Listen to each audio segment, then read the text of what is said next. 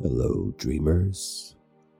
Tonight we step softly into a land shaped by stories, a place where the wind carries memory and old stone remembers the voices of those who passed through. As the night draws in, come with me across the sands to the edge of a legend where something ancient waits to be remembered, and perhaps to remember you in turn. The Tower That Waited. The desert didn't start as sand. Long ago it had been a sea, and before that a forest. Time had worn everything down until it left only the sun-bleached bones of the world behind. Wind and silence made a pact, and together they pressed the land flat, folding ridges into dunes, trees into dust, oceans into dryness. Now only a golden hush remained, kind of hush that fills your ears with your own breath, the kind of hush that swallows footsteps, thoughts, even time. And in the middle of that endless quiet, where the sun spilled across the dunes like liquid gold, and even the wind seemed to tiptoe, the tower stood. It did not just rise up from the sand, it emerged from it. Its base was round and smooth, like a thumb pressed into clay, and its surface shimmered faintly in the heat, giving the illusion that it was breathing. No cracks, no vines, no signs of weather or time, only stillness. To reach it, one had to walk the long way, past the dunes that curled like sleeping dragons, past the ridges where the wind sang low and soft, like a lullaby meant only for the stones, past dry creek beds where rivers no longer told stories. And then, as the last ridge gives way to a flat plain of whispering sand, you'll see it. Rising impossibly tall, it sits, impossibly patient. The tower. Its shadow stretched long in the sun like it too was waiting.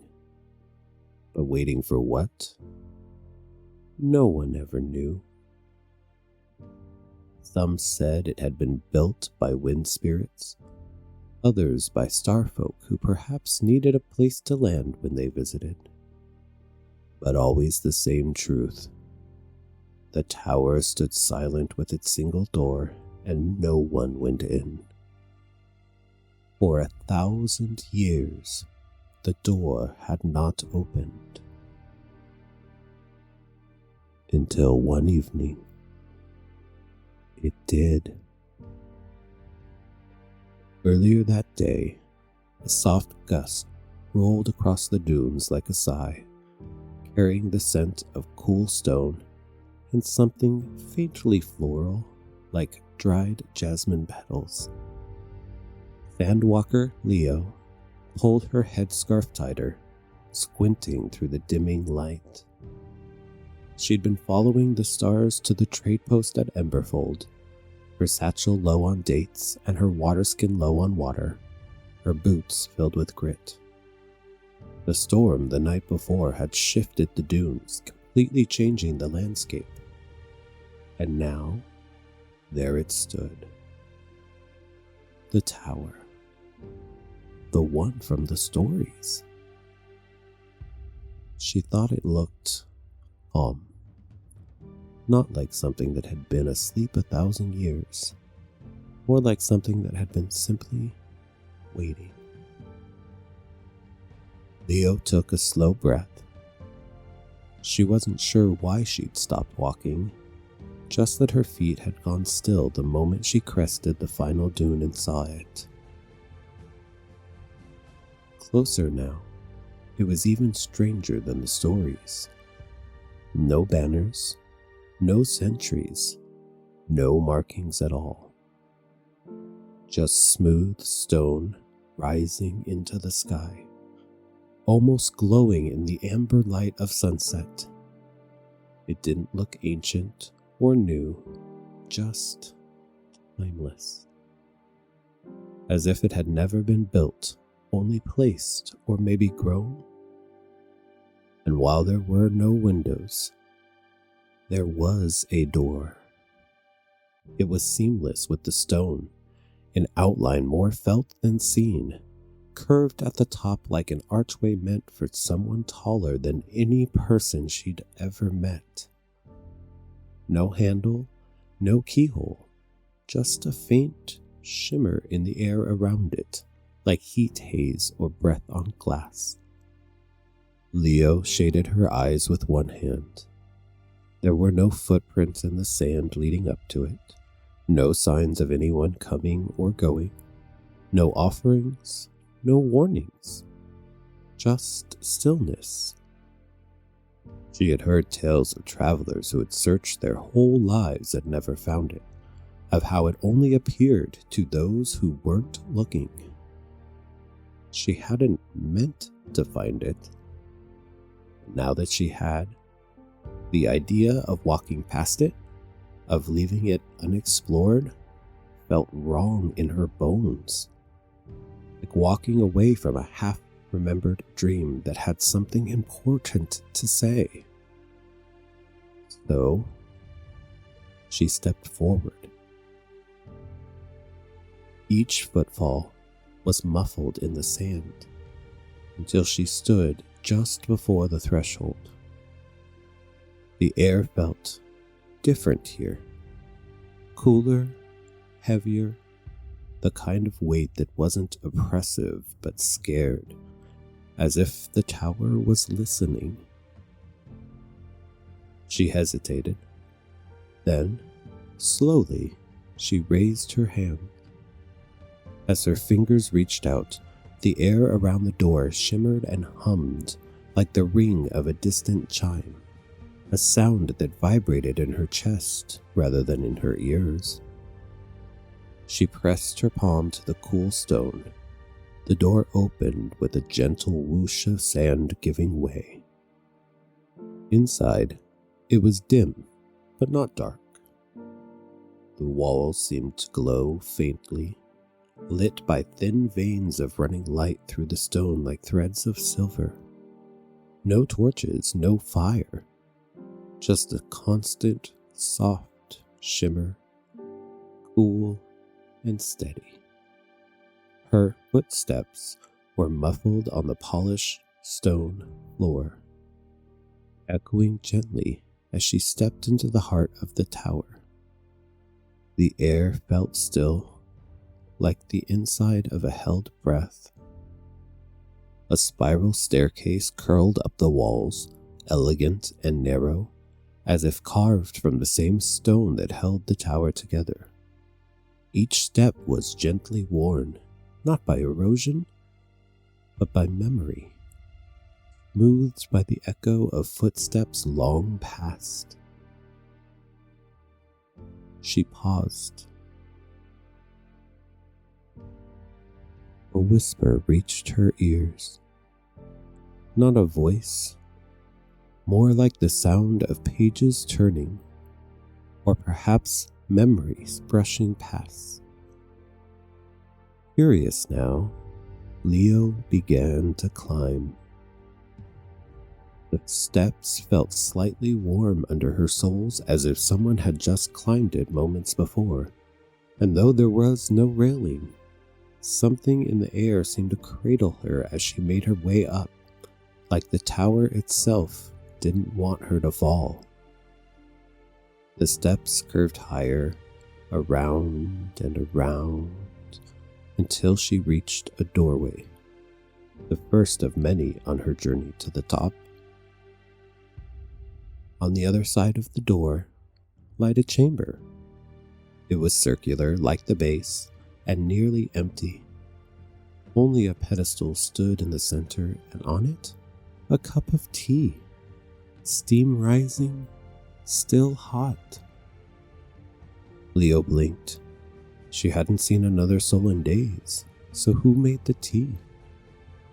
Her first instinct was suspicion. She stayed in the doorway, one hand resting lightly on the frame, eyes sweeping the chamber. There was no sound but her own breath. No movement, no trick of shadow. Just the pedestal, just the cup, and the gentle wisp of steam rising from it, curling lazily in the air like a beckoning finger. She took a cautious step in, the sound of her boot soft on the stone. And another. Nothing stirred. As she neared the pedestal, the air changed. Warmer now, more welcoming, not threatening, but like a hearth after a long journey. Her pulse, which had been fluttering against her ribs, began to ease. She stepped fully forward, drawn not by hunger or thirst, but by the strange kindness of it, the intention. Someone or something had placed this here for her. She felt it. A gesture of trust. As she reached the pedestal, she looked down. The cup was ceramic, pale blue with little stars etched along its rim. She reached out, hesitated, then lifted the cup to her lips. Lavender, honey, chamomile,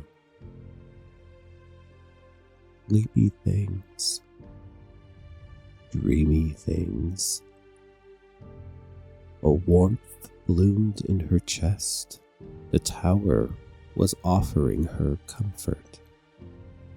Feeling invigorated, Leo returned to the stairwell and continued upward. Each room she passed held something. One room whispered lullabies in forgotten languages. Another had a rug so soft it sighed when she stepped on it, like moss under bare feet. One held a small breeze, circling endlessly, always carrying the scent of home, no matter who entered.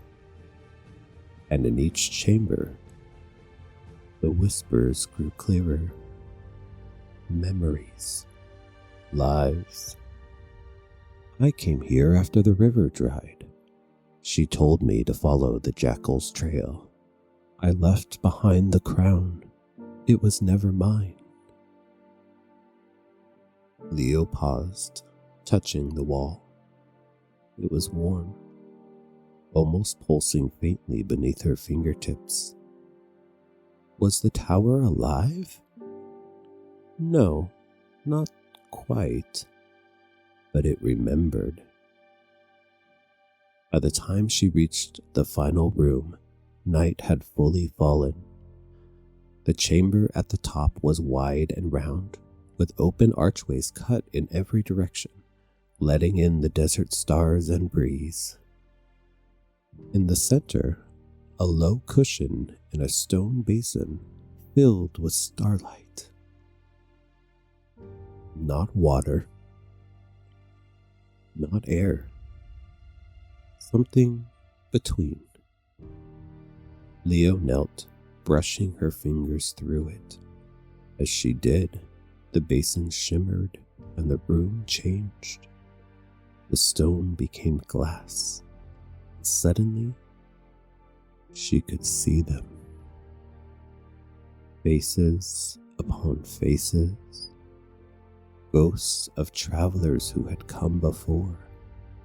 They were not sad, nor trapped. They smiled, watching, remembering. The tower was a keeper of stories. It waited for those with something to share, It had waited for her. She sat on the cushion, the breeze playing in her hair, and then, softly at first, she began to speak.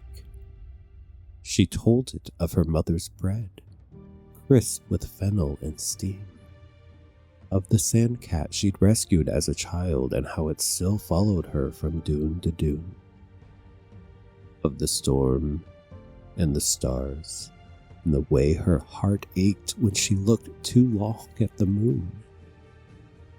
She told it things no one had ever asked her, things no one had cared to know. All her life, Leo had walked other people's paths.